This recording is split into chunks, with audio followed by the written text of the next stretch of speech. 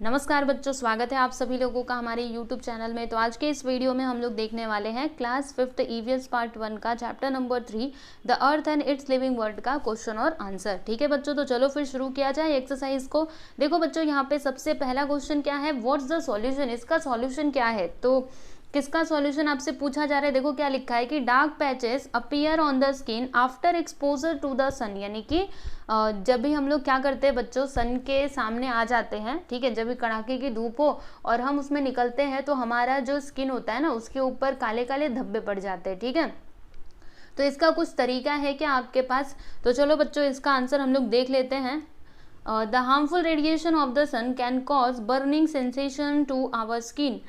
मतलब क्या हुआ इसका कि देखो, सन का जो रेज है ना बच्चों, अगर वो हमारे ऊपर पड़ता है तो हम उसकी वजह से क्या हो सकता है, हमारे स्किन में जलन पैदा हो सकती है। ठीक है, in order to avoid this, और इसको अवॉइड करने के लिए हमें क्या करना चाहिए, we should not roam in the harsh sunlight, यानी हमें सनलाइट में ऐसे नहीं घूमना चाहिए। ठीक है, if it is necessary to leave the house we should use an umbrella और कैप, यानी कि जब जरूरी हो घर को छोड़ना, मतलब घर से बाहर जाना, तो आप लोग क्या कर सकते हो बच्चों, यू कैन यूज अम्ब्रेला और कैप, यानी छाता लेकर के जा सकते हो, या फिर आप टोपी भी पहन सकते हो। ठीक है, या फिर आप और भी बहुत सारे उपाय कर सकते हो। वेयर कॉटन क्लॉथ्स, आप कॉटन क्लॉथ्स को वेयर कर सकते हो अपने स्किन पर, हैंड और लेग्स के ऊपर।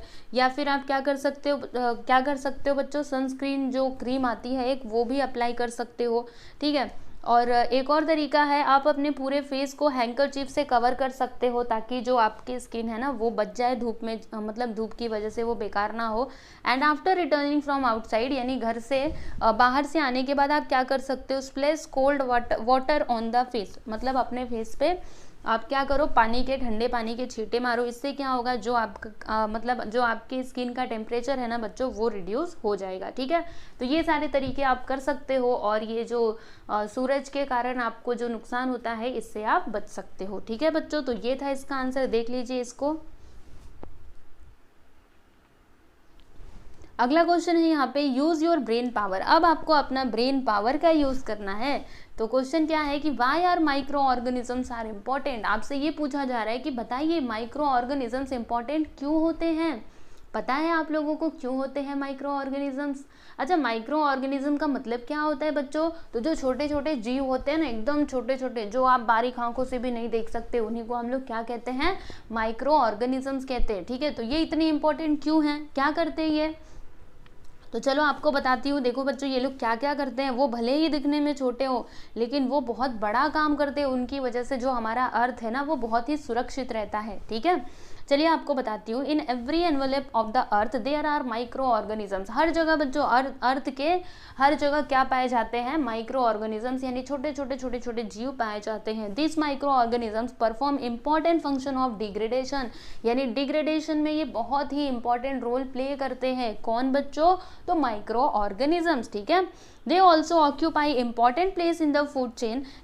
The dead and decaying plant and animal matter is converted into soil and minerals by these microorganisms. If there were no microorganisms, huge piles of debris could have piled up everywhere on the earth. Therefore microorganisms are very important organisms on the earth. इसका मतलब क्या हुआ बच्चों, ये लोग पता है क्या करते हैं, जो छोटे छोटे कीटाणु होते हैं ना, जैसे कि कोई प्लांट और एनिमल अगर मर जाता है, उसकी डेथ हो जाती है।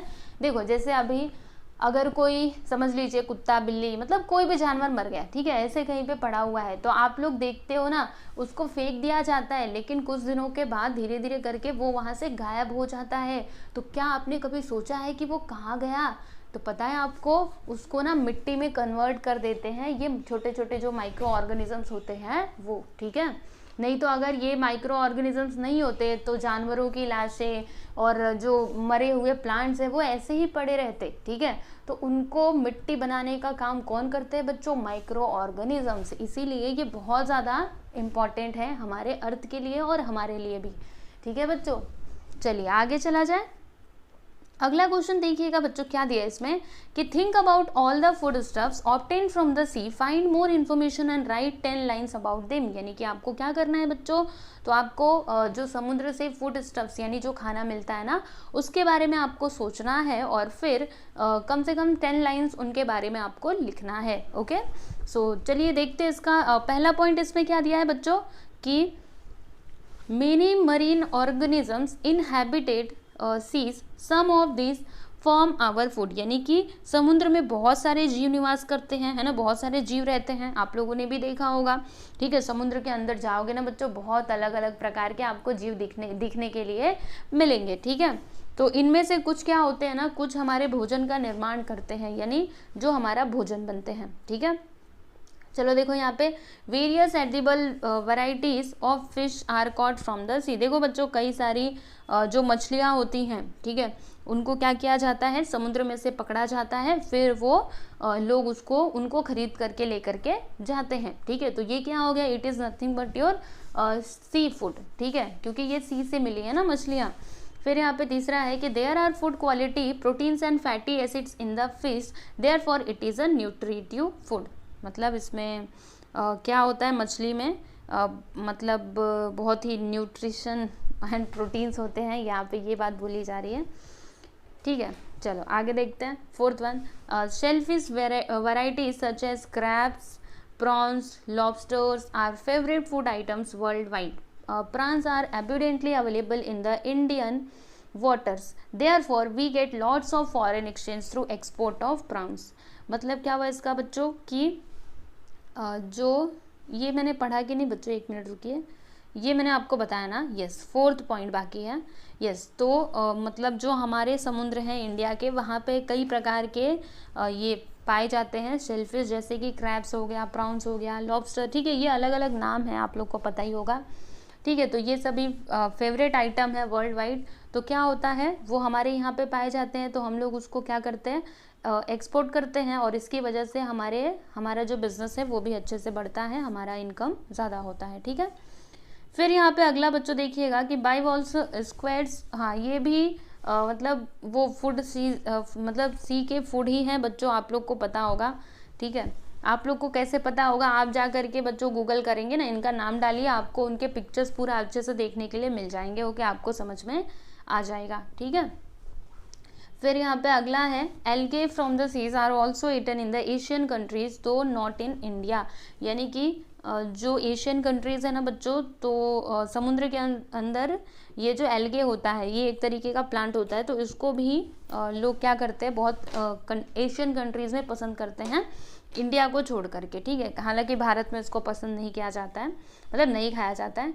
फिर यहाँ पे 7th वन में क्या दिया है कि यस बच्चों, देखो यहाँ पे क्या बोला गया है कि agar is the substance made from marine algae which is used in jellies and puddings. यानी कि एक अगर जो है ना बच्चों, ये एक समुद्री क्या है, एल्गे है, एल्गो को हिंदी में शैवाल का बोला जाता है। ठीक है, जिसका यूज़ पता है किस लिए किया जाता है, तो जेलीज एंड पडिंग्स में किया जाता है। Salt is made from the sea water. Yes everyone, आप सभी लोगों को पता होगा, ये जो नमक हम लोग यूज़ करते हैं ये कहाँ से आता है, तो ये सी वाटर से ही आता है ना। इसीलिए तो जब हम समुद्र का पानी कभी पीते हैं तो बच्चों कैसा लगता है, खारा, मतलब उसमें नमक होता है। ठीक है, तो वहीं से नमक को लाया जाता है। फिर यहाँ पे 9th वन है कि in some countries potable water is made from the sea water by special process. Yes बच्चों, कुछ कंट्रीज में, हमारी कंट्रीज में तो अभी ये नहीं आया, लेकिन कुछ कंट्रीज में लोग क्या करते हैं, जो समुद्र का पानी है ना बच्चों, उसको कुछ तो प्रोसेस करके पीने लायक बनाते हैं, यानी उसका यूज़ करते हैं। ठीक है, फिर young ones of prawns and fishes are use for the aquaculture. यानी कि जो झींगे और मछलियों के बच्चों का यूज़ किस लिए किया जाता है, तो एक्वीकल्चर मतलब क्या, जलीय कृषि के लिए। ठीक है, किया जाता है। ओके, समझा आपको। तो ये थे बच्चों कुछ पॉइंट्स सी फूड के बारे में। मुझे उम्मीद है आप लोगों को समझ में आया ही होगा, है ना। यहाँ पे बड़ा नया नया नाम आपको देखने के लिए मिला। चलो स्क्रीनशॉट ले आएगी, नहीं ले लो। पीडीएफ फाइल चाहिए ना बच्चों ये आपको, तो आप हमारे टेलीग्राम चैनल को ज्वाइन कर लेना, वहाँ पे आपको इसका पीडीएफ मिल जाएगा। ओके, चलो स्क्रीनशॉट ले लो फटाफट से, फिर उसके बाद मैं आगे आपको अगला क्वेश्चन का आंसर देती हूँ।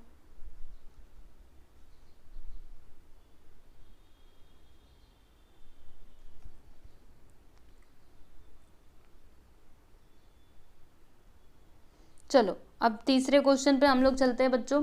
क्या है, आंसर द फॉलोइंग क्वेश्चंस। इसमें पहला क्वेश्चन है कि what are clouds made of, यानी कि जो क्लाउड्स होते हैं ना बच्चों, मतलब बादल, किससे बने होते हैं, बताओ जल्दी से। तो clouds are made up of the fine droplets of water, यानी जो पानी की जो बूंदे होती है ना बच्चों, एकदम छोटी छोटी महीन, उनसे ही ये क्लाउड्स बने हुए होते हैं। The sunset evaporates the water to form vapours from the earth surface.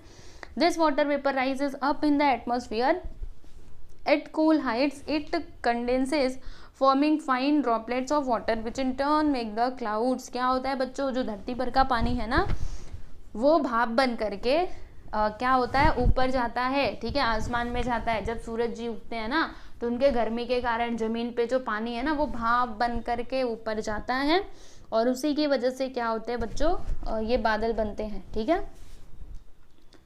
समझ में आएगी नहीं? चलो देखो इसको, फिर अगला क्वेश्चन का आंसर आप लोगों को बताती हूँ मैं।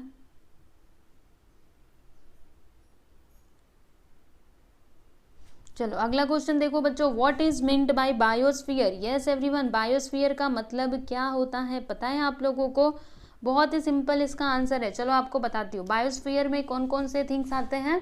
तो living things are seen in all the envelopes of the earth such as lithosphere, hydrosphere and atmosphere. All the living things together in these three envelopes form a biosphere. Thus the plants, animals and microorganisms together make a biosphere. यानी biosphere क्या होता है बच्चों? देखो इसमें सारे के सारे लिविंग थिंग्स आ जाते हैं, लिथोस्फीयर वाले भी, हाइड्रोस्फीयर वाले भी और एटमॉस्फेयर वाले भी। अब आप सोचेंगे ये लिथोस्फीयर क्या है और हाइड्रोस्फीयर क्या है? तो लिथोस्फीयर मतलब जमीन पे रहने वाले लिविंग थिंग, हाइड्रोस्फीयर यानी जो पानी में रहने वाले लिविंग थिंग है वो, और एटमॉस्फेयर मतलब हवा में रहने वाले जो लिविंग थिंग है वो। ठीक है, तो इन तीनों को भी मिला करके जो भी लिविंग थिंग्स हैं उनको हम लोग क्या कहते हैं बच्चों? बायोस्फीयर कहते हैं। ठीक है, समझा आपको? चलो बच्चों अभी आगे चलते हैं और अगला क्वेश्चन का आंसर हम लोग देखते हैं। तो क्वेश्चन नंबर सी, इसमें क्या दिया है कि make a list of land forms you see in your surroundings and give description of 2 of them. यानी आपको क्या करना है बच्चों, आपके आसपास जो दिखाई देने वाले जो लैंड फॉर्म्स हैं, मतलब भूमि की जो आकृतियाँ होती है ना, कहीं पे पहाड़ होता है, कहीं प्लेन होता है, ठीक है, तो उसके बारे में आप लोगों को यहाँ पे लिखना है। समझे? तो बताइए सबसे पहले लैंडफॉर्म के बारे में और फिर किसी भी 2 के बारे में आपको अच्छे से एक्सप्लेन करना है। तो चलो बच्चों देखते हैं। तो इसका आंसर देखिएगा, in my surrounding there is small hillock and a playground. यानी मेरे आसपास क्या है, छोटी छोटी क्या है, पहाड़ियाँ हैं। स्मॉल हिलॉक मतलब क्या, छोटी छोटी पहाड़ियाँ हैं, और एक खेल का मैदान है। प्ले ग्राउंड मतलब क्या होता है, खेल का मैदान।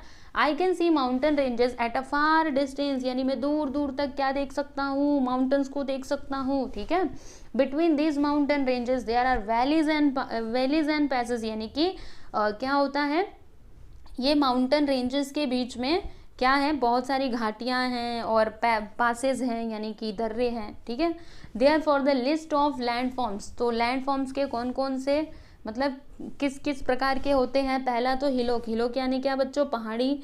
ठीक है, और प्लेन यानी क्या, मैदान, एकदम से प्लेन। माउंटेन यानी पहाड़ी, आपको पता है माउंटेन मतलब अगेन पर्वत। ओके, वैलीज यानी क्या, घाटी। और पासेस मतलब क्या, वो जो छोटे छोटे दर्रे होते हैं ना उसमें वो। ठीक है, अब देखो इतने सारे टाइप्स तो हमने बता दिए, लेकिन अभी 2 के बारे में आपको अच्छे से एक्सप्लेन करना है। तो हमने यहाँ पे हिलॉक और प्लेन के बारे में एक्सप्लेनेशन दिया है, चलो आपको दिखाती हूँ।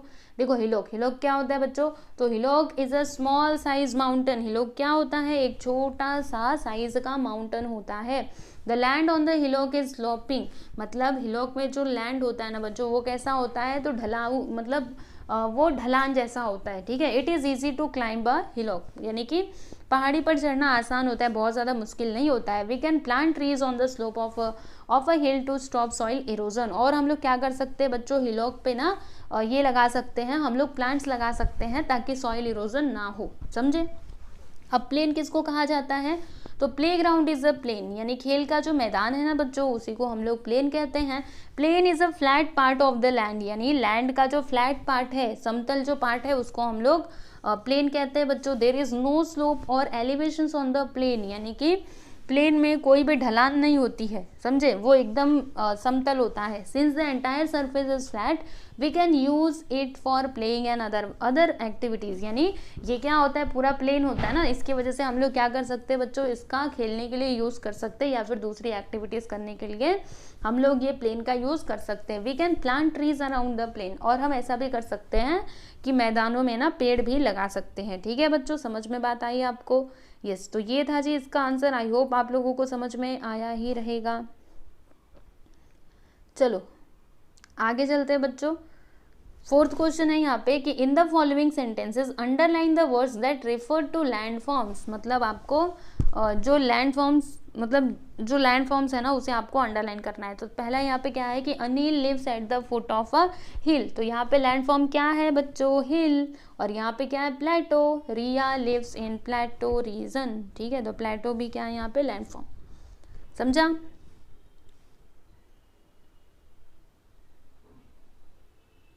ओके चलो फिर अगला क्वेश्चन देखते हैं स्टूडेंट्स।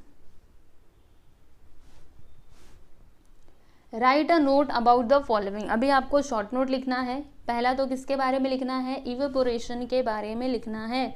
ठीक है, इवेपोरेशन मतलब क्या होता है, जैसे कि सूरज की वजह से धरती पर का पानी जो भाप बन करके ऊपर जाता है ना, जिसकी वजह से बादल बनते हैं, इसी प्रोसेस को हम लोग क्या कहते हैं बच्चों, इवेपोरेशन कहते हैं। तो देखिएगा यहाँ पे वही बातें लिखी गई हैं कि the heat changes water into vapour, यानी कि हीट की वजह से क्या होता है, जो वाटर है ना वो वेपर में चेंज हो जाता है, यानी भाप बन जाता है। This action is called evaporation, इसी को बोला जाता है इवोपरेशन। ठीक है, the sun's heat converts the water present on the earth surface into water vapour, यानी सन के हीट के कारण क्या होता है, जो पानी है अर्थ के ऊपर वो वाटर वेपर में कन्वर्ट हो जाता है। The water that has percolated into the soil also evaporates due to heat, और देखो बच्चों जो पानी क्या होता है सॉइल में मिला हुआ होता है, ठीक है, वो भी हीट के कारण वो भाप बन जाता है। ठीक है, द वाटर दैट हैज, ये तो मैंने पढ़ दिया ना, all such vapour enters the atmosphere, this vapour condensation comes in the form of rain back to the surface of the earth, thus evaporation is necessary for rainfall, the water cycle keeps on functioning due to evaporation. देखो बच्चों यहाँ पे क्या बताया गया है कि evaporation होने की ही वजह से क्या होता है, जो है ना बादल बनते हैं और इसी के कारण बारिश भी होती है। ठीक है, तो अगर आपको रैनफॉल करवाना है तो फिर ये तो होना ही चाहिए, ये प्रोसेस होना ही चाहिए। ठीक है, क्योंकि जब पानी धरती पर से ऊपर जाता है और बादल बनते हैं तभी जाके वो फिर बारिश होती है। ठीक है बच्चों, समझा ना आपको?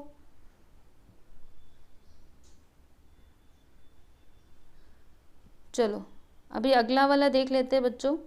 अगला हमको कंडेंसेशन के बारे में बताना है। अब ये कंडेंसेशन क्या होता है बताऊँ आपको?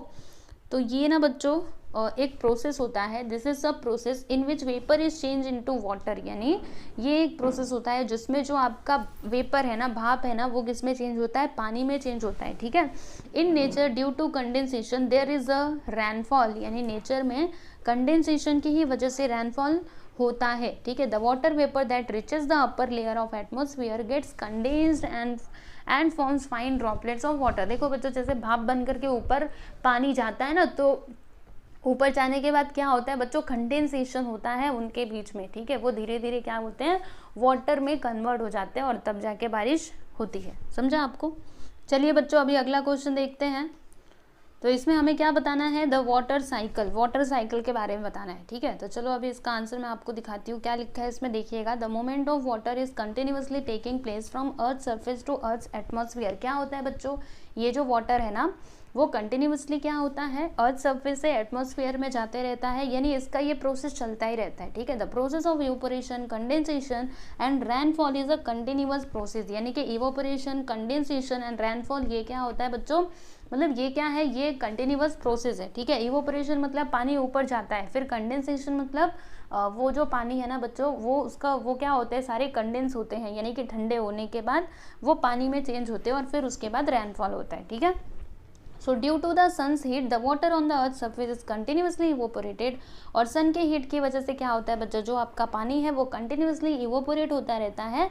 And since the water vapour is lighter than air, it rises high in the atmosphere due to cool temperature at the height, the water vapour condenses forming fine droplets of water. ठीक है, वही बच्चों जो मैं आपको बता रही थी, वो ऊपर जाता है, उसके बाद कंडेंसेशन प्रोसेस के थ्रू जो पानी है, जो भाप है, वो पानी में चेंज होता है, ठीक है। This droplets later form clouds, और इसकी वजह से फिर क्लाउड्स फॉर्म होता है।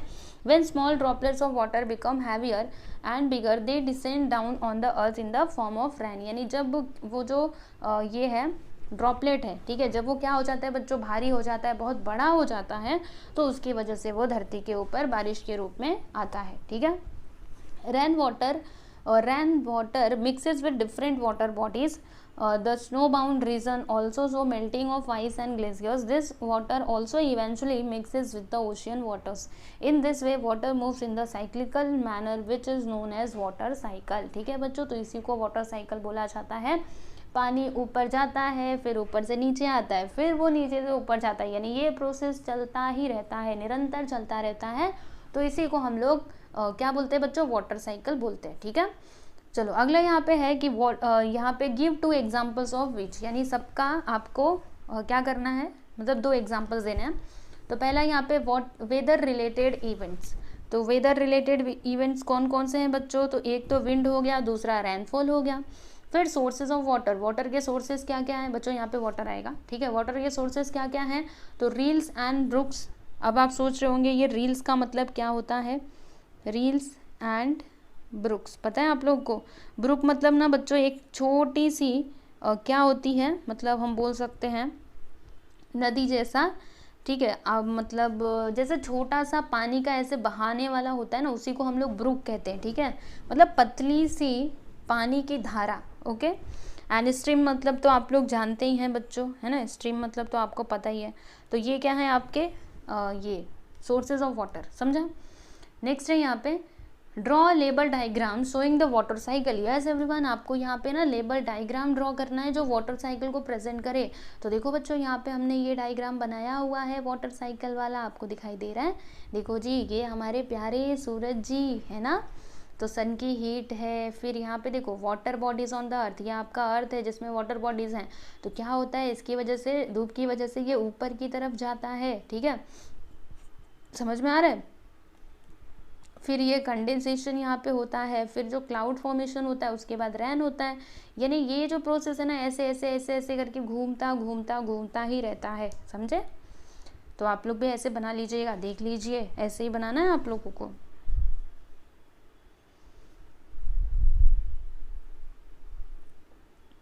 देख लिया, अच्छे से बनाना, ठीक है। चलो आगे दिखाती हूँ मैं आपको। अब ये बच्चों आपके एक्स्ट्रा क्वेश्चंस हैं, यहाँ पे तो आपका एक्सरसाइज जो है ना बच्चों वो खत्म हो चुका है। अब लेसन के बीच में जो एक्स्ट्रा क्वेश्चंस नहीं दिए रहते हैं, तो उनके आंसर मैं आपको देने जा रही हूँ। तो पहला क्वेश्चन है बच्चों कि where do you get water from, यानी कि आपको पानी कहाँ से मिलता है, बताओ।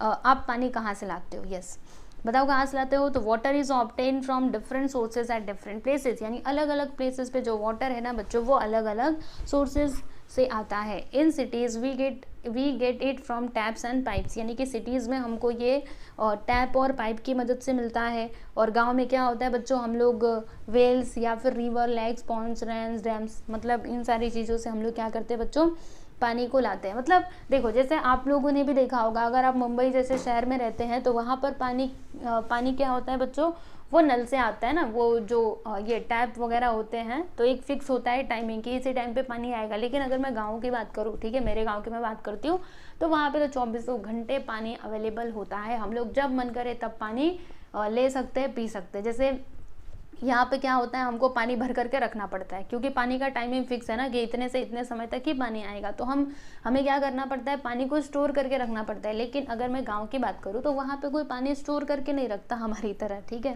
मतलब जब ज़रूरत पड़े तो जाओ नलके पे, जो करना है कर लो, समझे। अगला क्वेश्चन है कि वेयर डू वी ले द फाउंडेशन ऑफ बिल्डिंग्स, यानी कि मतलब जो बिल्डिंग है ना, बिल्डिंग की नींव क्यों रखते हैं बच्चों, तो the foundation of building is laid on land. कहाँ रखते हैं, आई एम सो सॉरी, मैंने ये गलत बोल दिया। यहाँ पे बोला जा रहा है कि जो बिल्डिंग की नींव है वो हम कहाँ पे रखते हैं, तो the foundation of building is laid on land, यानी हम लोग कहाँ पे रखते हैं, तो भूमि पे रखते हैं, ज़मीन पे रखी जाती है उसकी नींव। फिर अगला क्वेश्चन है कि what need we meet through breathing, यानी देखो बच्चों जब हम लोग क्या करते हैं, ब्रीथ करते हैं, सांस लेते हैं, तो इसके थ्रू हमारा कौन सी आवश्यकता जो है वो पूरी होती है। तो इसका आंसर बताओ आपको। देखो the need of oxygen to survive is made through breathing, for this purpose we breathe in air through our nose. यानी कि क्या होता है जब हम लोग ब्रीथिंग करते हैं, ओके, तो इसके थ्रू जो हवा है वो हमारे अंदर जाती है और जिसकी वजह से हम लोग जीवित रह पाते हैं। समझे? अगला क्वेश्चन है from where does earth get light and heat, यानी कि अर्थ को लाइट और हीट कहाँ से मिलता है बच्चों, बताओ जल्दी से। अरे ये तो बड़ा आसान है, हम तो जानते हैं, सन से मिलता है। और कहाँ से मिलता है तो लिख दो। देखो यहाँ पे लिखा भी है answer, the earth gets heat and light from the sun. ठीक है, अब आपको अपने ब्रेन पावर का यूज़ करना है बच्चों, अपने दिमाग का यूज़ करो। ठीक है, तो आंसर क्वेश्चन क्या है कि in which layer of the atmosphere do we see the rainbow, हम लोग रैम्बो मतलब कहाँ पे देख सकते हैं, एटमॉस्फेयर के कौन से लेयर पे। तो देखो बहुत इंपॉर्टेंट है, ट्रोपोस्फियर। समझ में बात आई आपको, we see rainbow in the layer of troposphere of the atmosphere. ठीक है, अगला क्वेश्चन है कि mountaineers carry oxygen in cylinder when they climb the mountain that are more than 5000 metre high, what could be the reason for that. यानी कि जो बच्चों mountaineers होते हैं ना, वो क्या करते हैं जब वो ऊपर जाते हैं, ठीक है, 5000 मीटर से जब ऊपर वो चढ़ाई करते हैं तो अपने साथ ऑक्सीजन सिलेंडर लेकर के जाते हैं। तो क्यों लेकर के जाते हैं भाई, क्या ज़रूरत है। तो क्या होता है पता है आपको, as we climb up the height, यानी जब हम लोग क्या करते हैं हाइट पे चढ़ते हैं ना, the air at the top becomes rare, यानी कि ऊपर जाते जाते जो एयर है ना, जो हवा है ना, वो मतलब वो वहाँ पे हवा नहीं मिलती, हवा की कमी हो जाती है। तो इसके कारण at the height of 5000 metre और more the air is very rare, okay, the oxygen may be limited here, therefore the mountaineers carry oxygen in cylinders when they climb mountains that are more than 5000 metre high. समझा? क्यों लेकर के जाते हैं, क्योंकि ऊपर हवा नहीं है, और जब हवा नहीं है तो बेचारे लोग सांस कैसे लेंगे, इसके लिए उनको ऑक्सीजन सिलेंडर लेकर के जाना पड़ता है। अब यहाँ पे अगला क्वेश्चन है, make as long as list you all the living things you see in the lithosphere, hydrosphere, atmosphere. यानी लिथोस्फीयर, हाइड्रोस्फीयर और एटमोस्फीयर में आप जो भी लिविंग थिंग्स देखते हो, जितने भी हैं सब आप यहाँ पे लिख दीजिए, जितना आपके दिमाग में आ रहा है सब लिख दीजिए। तो देख लीजिए जी, हमने लिख दिया है, हमने यहाँ पे लिथोस्फीयर, हाइड्रोस्फीयर और एटमॉस्फेयर तीनों के बारे में लिखा हुआ है। तो एनिमल्स में अगर मैं बात करूँ, वाइल्ड एनिमल्स में क्या क्या आते हैं, तो tiger, lion, leopard, bear, fox, wolf, hyena, फिर मंकीज एंड गोरिल्ला। ठीक है, एंड डोमेस्टिक एनिमल में cow, bull, buffalo, dog, cat, many types of birds. Okay, and hydrosphere की हम लोग बात कर लेते हैं। तो मरीन फिशेस के नाम लिखे हैं, pomfret, sea fish, shark fish, Bombay duck. Fresh water fishes की बात करें तो रोहू, कैटला, ब्रीगल। फिर अदर एनिमल्स की बात करें तो well turtle, crab, lobster, prawns. Okay, फिर और भी यहाँ पे है aquatic plants, lotus, hydrilla, pistia, ये सभी प्लांट्स हैं बच्चों। और यहाँ पे अगर आप देखोगे तो इसमें भी प्लांट्स के नाम लिखे हैं।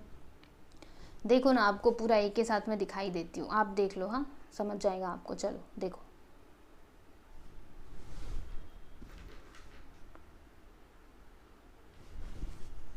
ठीक है बच्चों। तो फाइनली हमने ये जो आपका लेसन है इसके क्वेश्चन आंसर कंप्लीट कर लिए हैं बच्चों। देखो मैंने आपको एक्सरसाइज भी करवा के दिया, इसके अलावा आपके लेसन के अंदर जो बीच बीच में क्वेश्चंस दिए रहते हैं ना, उनके भी आंसर मैंने आप लोगों को दे दिया है बच्चों। तो बस आपको अच्छे से पढ़ाई करते रहनी है। इसके अलावा अगर आपको किसी भी दूसरे सब्जेक्ट का क्वेश्चन आंसर चाहिए तो आप लोग सीधे सीधे प्लेलिस्ट में चले जाइएगा बच्चों, वहाँ पर हर एक सब्जेक्ट के लिए ना अलग से प्लेलिस्ट बना हुआ है, ठीक है।